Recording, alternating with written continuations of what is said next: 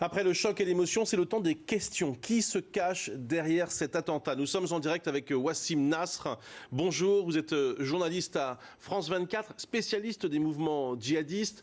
Selon vous, qui est derrière cette attaque? Est-ce qu'on peut, j'allais dire, identifier, non pas les auteurs précisément, mais les commanditaires de cette attaque? En tout cas, ce qu'il faut savoir, c'est que pour le moment, il n'y a pas de revendication officielle, malgré ce qui a été dit hier dans certains médias, comme quoi donc l'État islamique avait revendiqué. C'est totalement faux.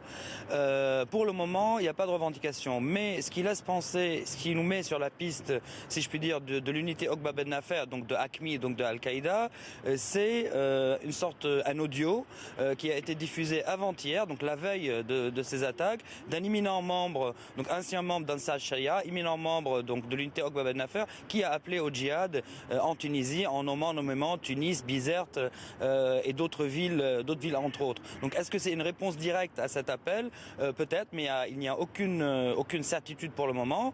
Et comme ça a été dit dans un de vos sujets, on sait très bien que les Tunisiens sont très actifs au sein des factions djihadistes, que ce soit dans les rangs de l'État islamique en Irak et en Syrie, ou même en Libye. Il y a encore quelques jours, il y a un très important commandant militaire donc tunisien de l'État islamique en Libye qui est mort à Sirte dans des combats avec des rebelles libyens. Donc il y a ces deux pistes qui sont ouvertes, ces deux options si je puis dire, mais ça serait plutôt un acte, à mon humble avis, ça serait plutôt une action d'Al-Qaïda que de l'État islamique, qui n'a jusqu'alors aucune assise et aucune cellule active en Tunisie. Wassim, le mode opératoire, évidemment, fait penser à ce qui s'est passé en France début janvier. Mais, c'est important ce que vous nous dites, ce n'est pas obligatoirement l'État islamique.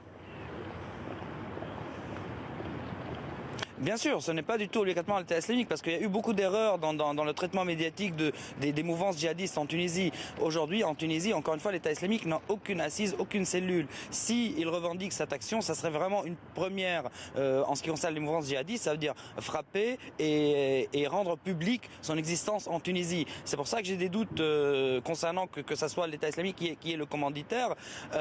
Mais il faut savoir aussi que ça soit que l'État islamique ou que ça soit Al-Qaïda, ils considèrent depuis quelques mois la Tunisie une terre de djihad, donc une terre ou un pays où il faut mener le djihad et le combat, ce qui n'était pas le cas encore il y a quelques mois, parce que la Tunisie était considérée comme une terre de soutien et des groupes comme Ansar Sharia appelaient au djihad certes, mais pas en Tunisie, plutôt en Libye, en Syrie, voire en Irak. Donc c'est un basculement qui était prévisible d'une certaine manière, et je pense que ce phénomène va s'amplifier, que ce soit en Tunisie ou dans la région en général. Le décryptage de Wassim Nasr, merci beaucoup d'avoir été en direct avec nous ce matin.